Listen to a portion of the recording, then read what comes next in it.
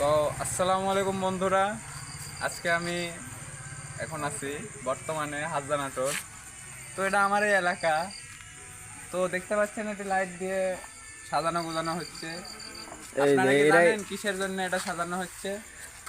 ভাই এটা কিসের জন্য সাজানো হচ্ছে? পূজার জন্য না? তো কিছুদিন পরে পরে কাছে নিয়ে যাও। ও এদিকে আয়, এদিকে আয়। তো ভাইয়া তো ভাই এই কাজটা শেষ করতে কতদিন টাইম লাগবে? এই তো ভাই। কালকে শেষ হয়ে যাবে?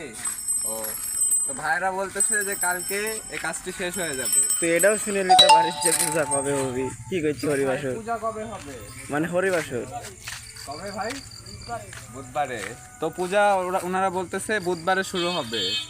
তো আপনারা অপেক্ষায় থাকবেন, আমি পরের ভিডিওতে দেখাবো যে কতখানি তারা কাজ করেছে আর কত সুন্দর করে তারা সাজিয়েছে। তো অপেক্ষা করুন, ওয়েট কাটতে দে। আচ্ছা ভাই, ধন্যবাদ, থাকেন।